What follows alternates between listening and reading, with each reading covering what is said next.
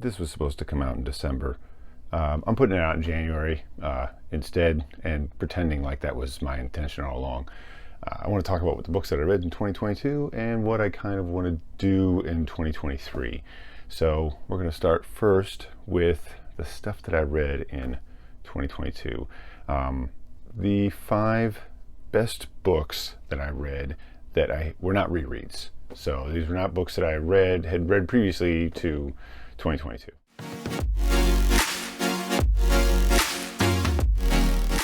The 5th book, the 5th best new book for me in 2022 was The Castle Otranto by Horace Walpole. Now, this is a Gothic novel. In fact, I think it's like the granddaddy of Gothic novels. Like, it's sort of the model that all their Gothic novels sort of follow, which I didn't really know when I read the book. It was great. I really enjoyed it. It was kind of an unexpected, thing. I thought, I have enough time to read this before the end of October. I think I can get this book out. It doesn't look to be very long.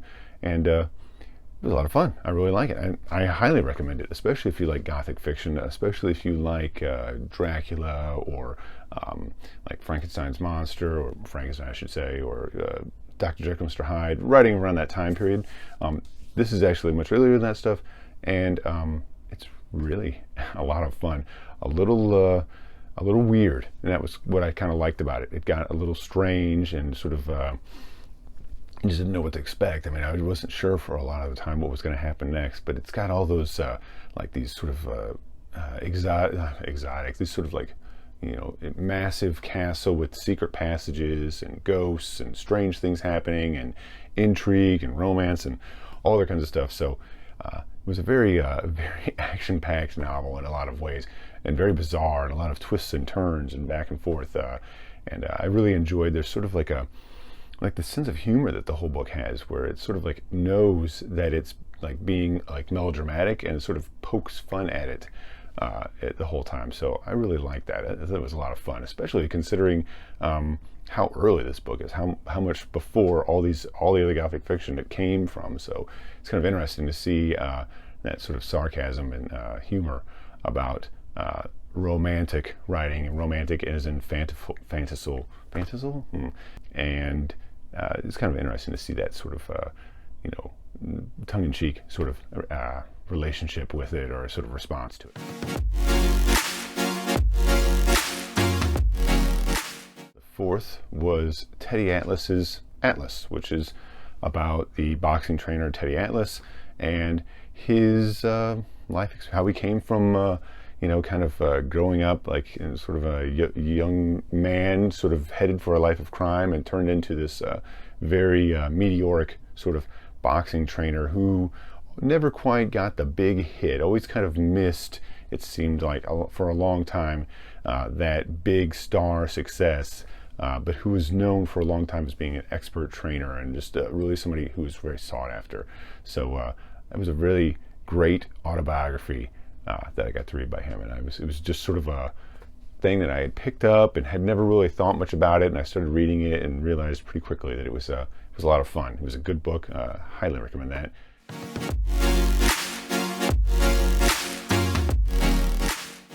Number 3 is another autobiography, and it's Eddie Izzard's Believe Me.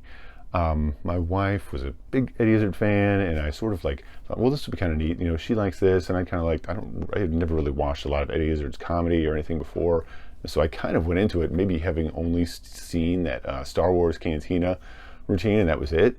And wow, that was a great book. It really was. It was excellent. I would highly recommend that book. Very entertaining. Things that weren't supposed to be entertaining, I guess, or you wouldn't think would be entertaining, somehow Eddie Izzard makes it entertaining. So I really enjoyed that. It was a lot of fun to read, a lot of fun to sort of relate little events that I would read to my wife and kind of talk to her about it, and she would kind of chuckle, and so that was kind of fun. I would definitely recommend that book if you even somewhat like Eddie Izzard's comedy. If you even sort of like Eddie Izzard's comedy, then I would definitely check out his book, Believe Me. I believe that there's a movie called Believe Me, or Believe in Me, I think is what it's called. I have not seen that, but that might be worth checking out as well. I did the audiobook for that, for Believe Me, and that's kind of great because he just kind of goes off on a tangent, just on a wild tangent, multiple times in the book, and that was a lot of fun. A lot of good book recommendations too as you go through there. So I really enjoyed that experience of reading that autobiography, and definitely recommend it.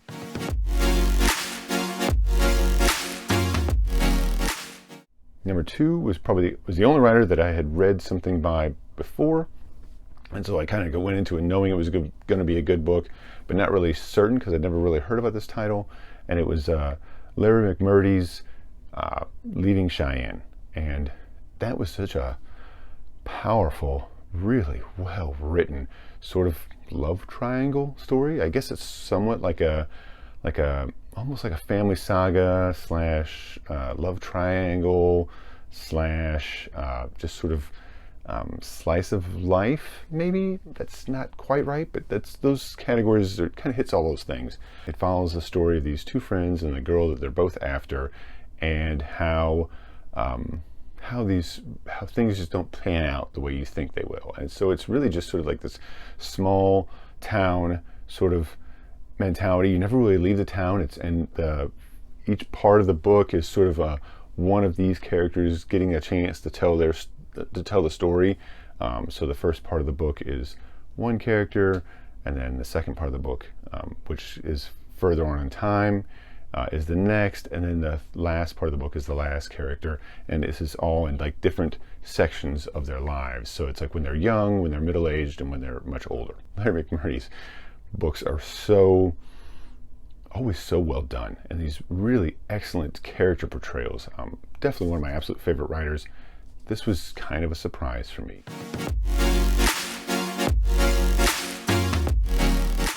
And number 1 was a book that I almost quit reading. I started this book, I probably read, I must have read maybe 10% of the book. Maybe, whatever that is. Maybe, I listened to the audiobook, so it was a longer book, so maybe I got a couple hours in. And the writing wasn't bad, but it just kind of felt like, I'm not sure about this story. I'm not really sure if I want to read this or if I want to keep going. And I'm like, I don't know. And I thought, well, let's go ahead and just give it a little longer. I didn't know what else to read. And I'm like, I wanted to read something, and I didn't have anything else at the moment. So I thought, I'm just going to keep reading. And I am so glad that I did, because it was such an excellent novel. And that's Ireland by Frank Delaney. It follows the story of a young man who, when he's very young, when he's a child, who a storyteller visits his house and comes and tells him and all the neighbors who gather at his house these stories about the history of Ireland. And then he leaves, and it's this young man sort of search to find that storyteller who sort of wanders the countryside of Ireland telling stories. And it was just a book that, he kind of like swept me away, is maybe the only thing I could say. It's like I didn't really expect that I was going to like it, and then it's like the farther in I got to the book, the more I liked it, until at the end of the book I thought, man, this book is amazing. It was so good.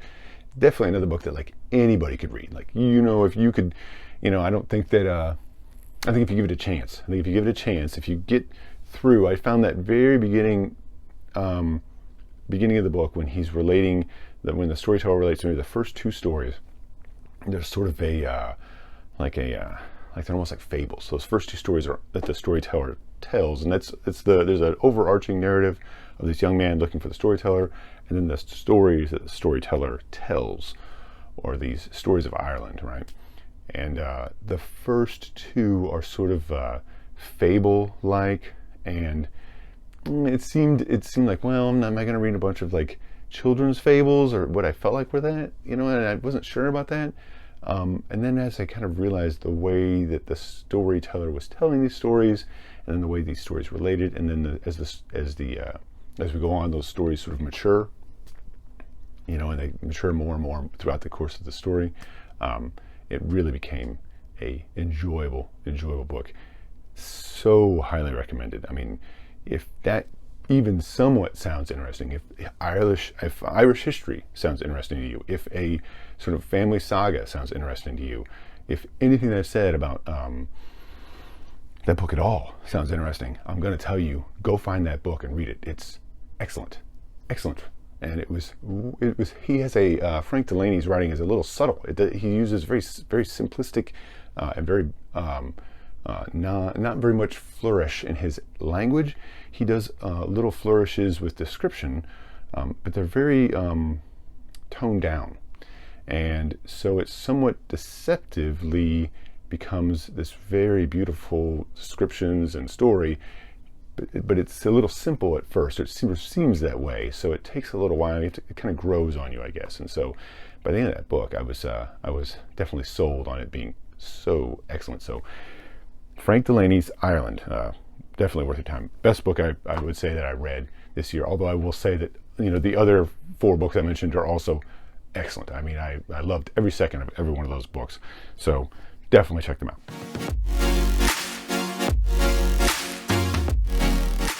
And then I have 5 honorable mentions. There's no particular order for these. These are just other books that I've read this year that I hadn't read before that I thought were really good, but maybe didn't quite, they had some stiff competition. They didn't quite make the top 5.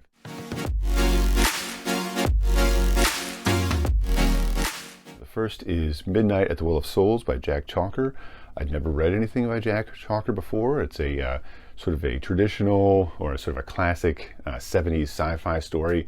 I really enjoyed it. I really enjoyed the sequels to the book, Exiles at the Well of Souls and Quest for the Well of Souls.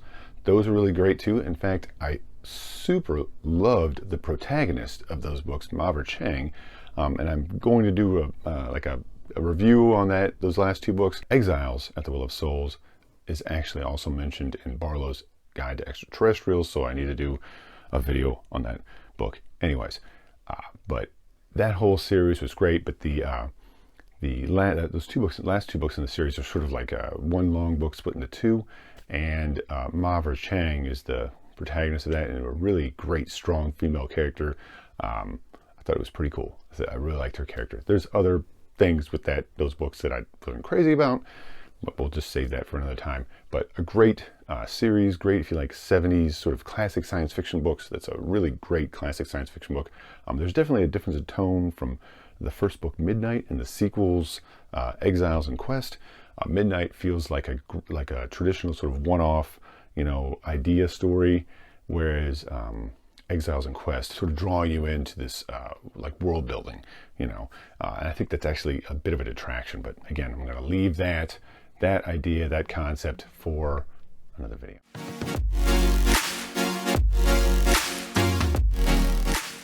The next is Elizabeth Hand's Wilding Hall, a really great sort of gothic story about the disappearance of a lead singer, mixed with the prog rock, folk, acid folk scene of the 70s. You know, it follows this English band who goes to record their second album in this sort of, or like practice for their second album in this sort of English countryside manor out in the middle of nowhere, and the weird things that go on there, and the disappearance of the lead singer at the end of this sort of stay. A really great gothic story. And you know, it's kind of impressive that Elizabeth Hand could write this story and write about prog rock and acid folk, which is sometimes a little too earnest and sort of, you know, kind of comes off sort of cheesy or corny. Almost gets sort of like Spinal Tap-ish about some of that stuff. So, you know, kudos to her to write about that subject and to keep it, you know, keep it serious and respectful. And I really enjoyed it.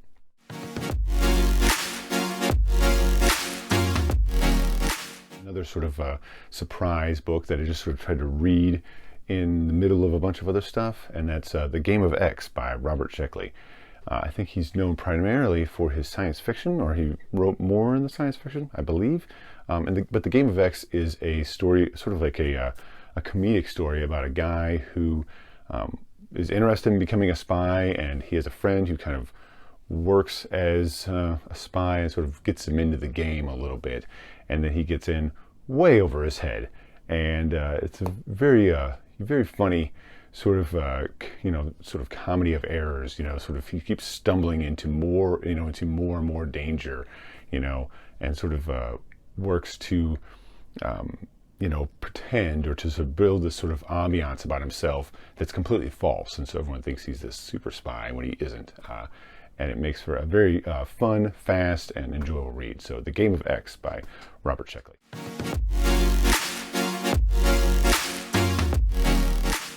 The next is another book from Barlow's Guide to Extraterrestrials that I read and have not yet reviewed, but plan to, and that's Isaac Asimov's The Gods Themselves.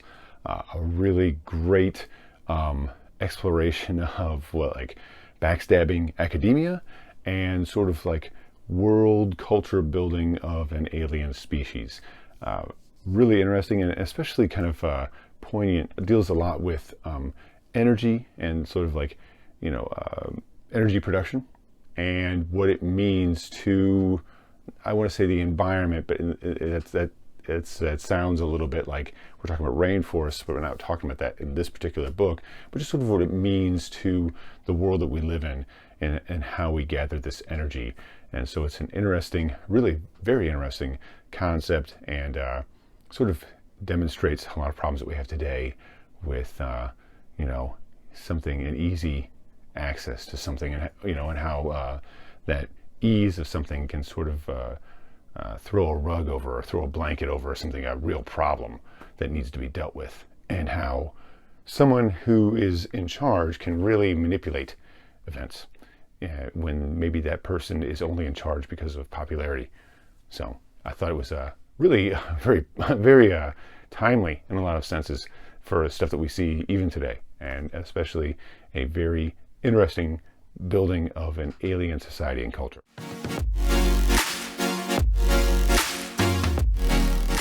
And lastly, it was Junji Ito's Frankenstein. His Frankenstein takes up about 3/4 of the book, and then there's a series of smaller sort of gothic stories set in Japan, in sort of a modern Japan, I suppose. I guess it's modern, or unless it's maybe it's 80s or 90s Japan, I'm not sure, but modern-ish Japan. Some smaller gothic stories that are in a series at the end of that book. His take on Frankenstein was interesting. I was not, it's not that I didn't like it, but it was not the story of Frankenstein per se. So I'm going to mention it again in a minute, but it was good, and the illustrations are fantastic and wonderfully gothic and creepy. But I'll talk about the Frankenstein in a minute. But those stories at the end, those last 5 or 6 little stories about this house that has it's connected to another dimension, and there's sort of like these weird things and terrible things going on. That was really great. I really liked it. I guess I never realized it before, but Junji Ito's stuff is very Poe-esque. It's very, very much like these gothic stories that you would read from Poe sometimes, and he doesn't quite get into the the eldritch evil type stuff that we get with Lovecraft, which I think has kind of been overdone. I think we've been over Lovecrafted by now, and so it's really nice to see horror that's much more of this sort of gothic, creeping sort of dread that you get with Poe. These sort of this sort of weird alienation stuff that you get. So I really enjoyed those last few stories.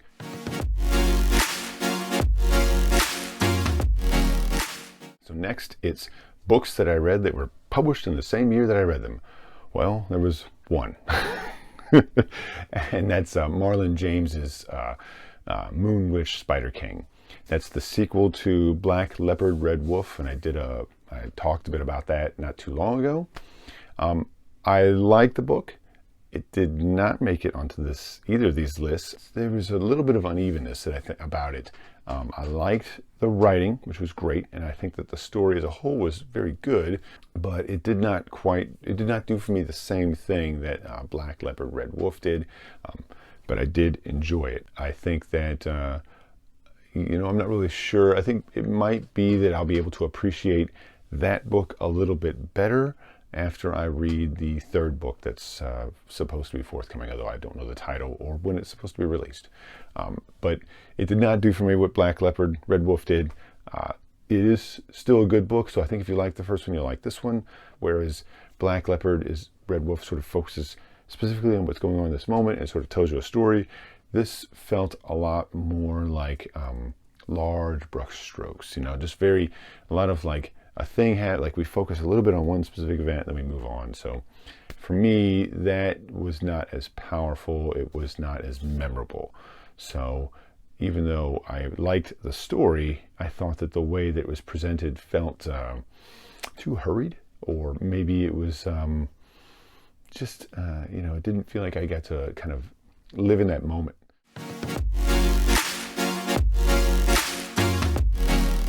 Let's talk about the best rereads I had for 2022. We have Mary Shelley's Frankenstein. It's been a long time since I read that book. I want to say I got a lot more out of it than this reading, than I did last time. I did a long series of videos where I talked about what I read each day for the month of September. There's a lot of videos to go through there. I kind of would like to maybe do a sort of like one video where I talk everything about it. I sort of had that planned and didn't do it. I don't know what to say. I mean, I don't know. I'm working on that stuff. I'm working on technique on how I want to do videos, and sometimes I'm not sure if just doing this that I like it. So that I like what I end up with. So I don't know. Maybe I still like to do it. I just don't know when it's going to happen or exactly what it's going to look like. So there you go.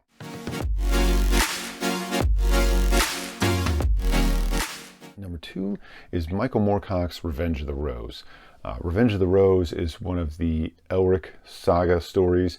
It's a novel that was written after the original 6 books. Well, 6 stories came out. 6 collected stories, I guess you could say. After the Elric saga itself had been completed in this sort of what was later printed as 6 volumes. After that was done, Michael Moorcock went back and wrote Revenge of the Rose, and it sort of inserts itself later in the narrative, and I really enjoyed it. I really, really liked it. What's funny too is when I read that book originally, it was my least favorite. I'm not really sure why. Who can say?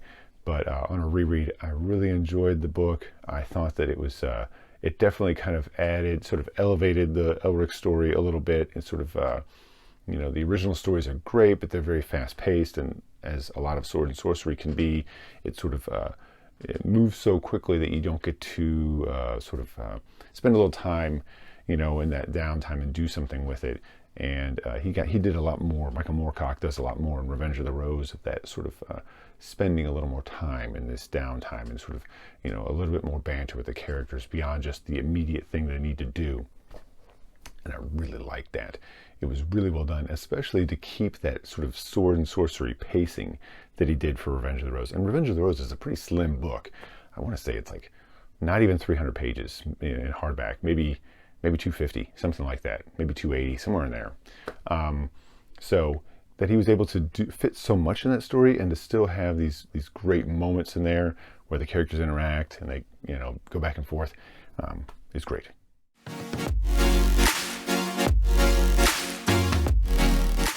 And number 3 for my rereads was Marlon James's Black Leopard Red Wolf. I read it for a second time this year.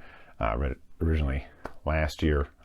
Last year that would be 21 that I read it first.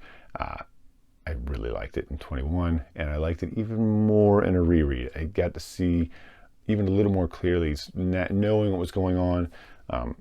Really got to see some of those moments again and kind of confirm that, yeah, I really did enjoy it that much, that it wasn't sort of like, sometimes I guess I read something and I think, well, maybe I was just in a particularly great mood. Or maybe, or maybe that this scene, I remember this scene well, maybe, but it really wasn't as great as I think. Sometimes I wonder that, especially when I have such a strong reaction. But no, it really was that great. It was excellent. I loved it. So a great book. I know in the review that I didn't really review the book. I just talked about how much I liked it and sort of, say it's got this stuff in it and people don't like it because of this stuff. I didn't really talk about the plot. That's just sort of because I didn't want to ruin it, I guess. And there's a lot of stuff happening in there. One of the things that I'm going to talk about in a minute that I would like to do in the future is start putting spoilers in these videos that I do and very clearly marking that out so that I can talk at length about that stuff. But I sort of don't really know where the line is sometimes for a spoiler. I don't really worry too much about spoiling books, as for our books being spoiled for me too much. But I definitely know that everybody's different in that regard. So I want to respect somebody else's preferences. So I'd like to do that and maybe have, these sort of videos have a little more in depth about what's going on, and then actually have real spoilers in there so I can talk about what I thought when this and this happened, instead of just saying, well, I wish I could talk about that, but maybe later.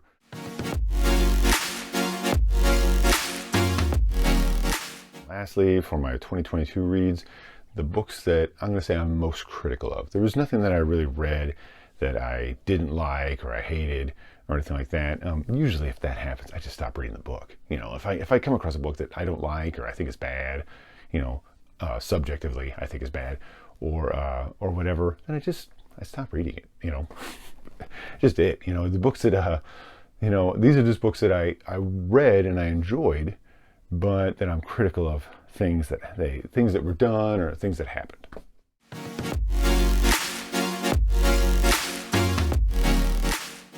So the first is Bram Stoker's Dracula. I talked about it, kind of, at length in that Dracula story, the Dracula video that I did. I think that some of it's pretty cheesy. I think it sells itself a little too hard. I think it's a little disingenuous about how Christian it presents itself to be. That said, it has some wonderfully gothic scenes in it, some very classic scenes that are great, but there is like a lot of fat on that steak, so that's just something I think, maybe some people aren't bothered by that, but I think if somebody goes into that, maybe reading it not knowing, they would think, oh, maybe this is what good writing is. It's like, no, it's not not really. It's too much. It should, I think Dracula, probably could be, 2/3 of the length that it is, and it would be a lot better. And I think actually sometimes they do sort of pare it down, but still the classic, still some great stuff in there. Definitely a model for a lot of Gothic novels that came after it, and obviously there's a whole lot of vampire fiction out there that we can all go straight back basically to, not just Dracula. There are some others, but that Dracula is the strongest influencer of.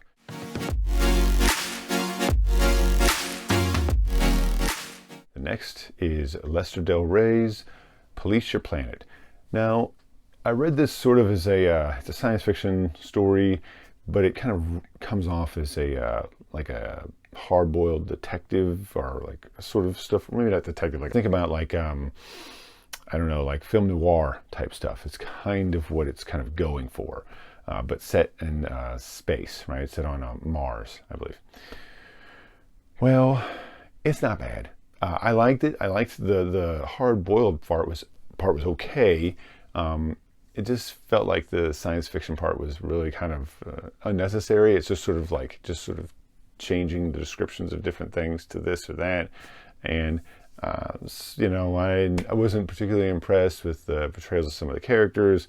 It felt a little thin on characterization in general.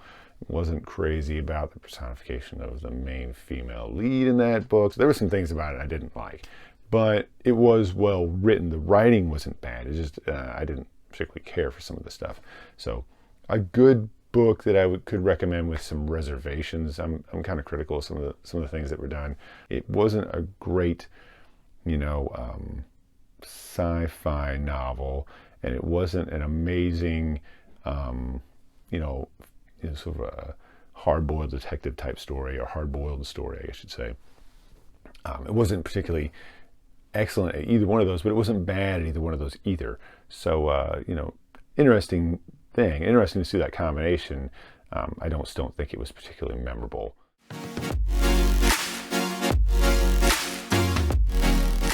And the last is Junji Ito's Frankenstein, specifically his Frankenstein itself. It was good. I liked it. I really thought he did a great job of capturing how creepy Frankenstein could look and how repulsive he could be. But my criticism is that his Frankenstein is genuinely evil. And sort of, or his Frankenstein's monster is genuinely evil. And so it really undercuts the whole point of the novel Frankenstein, which is about how the monster is at his heart good, and the Dr. Frankenstein, is a horrible person.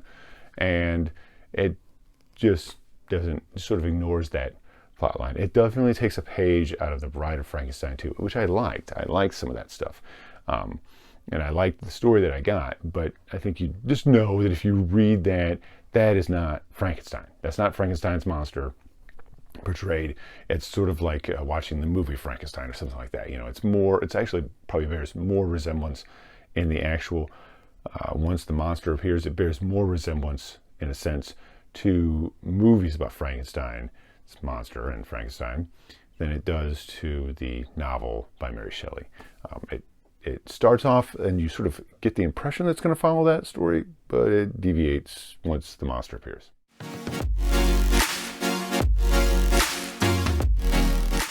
So that was what I read in 2022. For 2023, I want to do more videos that are maybe a little bit higher produced. I also kind of want to do a little bit more of kind of like this, a little more blogish or vlog type videos, I guess.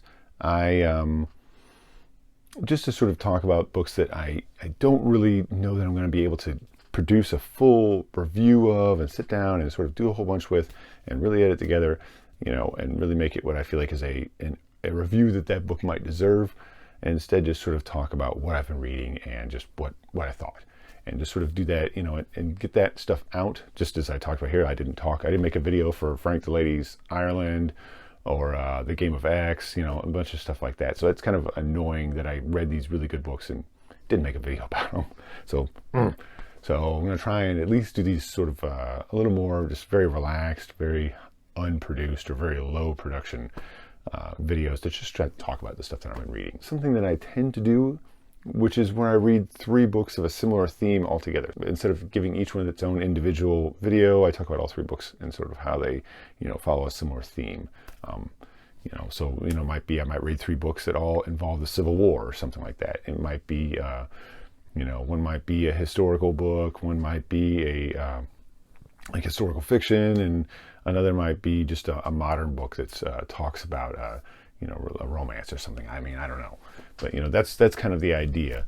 It's something I do a lot of, and I just think, oh, you know, that would kind of make for a convenient sort of video. So that's something else I might be doing. Hopefully I can help you find books that you haven't heard of, or weird, or otherwise that are a little bit off your radar, because that's kind of what I want to do. That's kind of what I'm trying to do, is to find these off the radar things for us to read.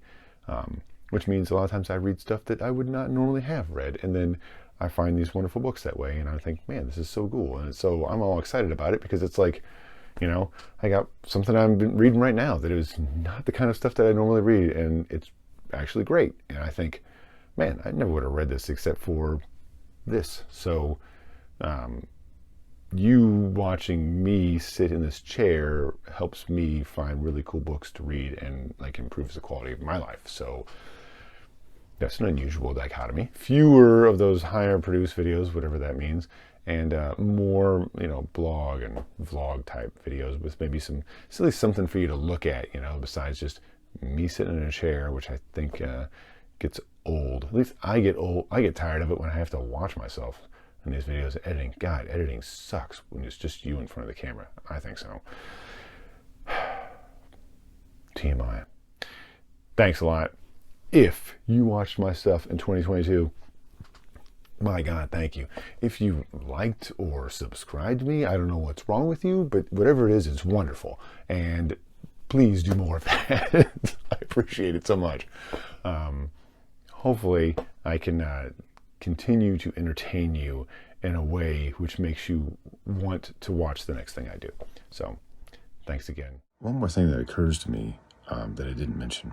I guess I'm going to start putting the call out, so to speak, or trying to attract attention to myself. Ugh. So in that vein, when you need help, we all know that what you really should do is say,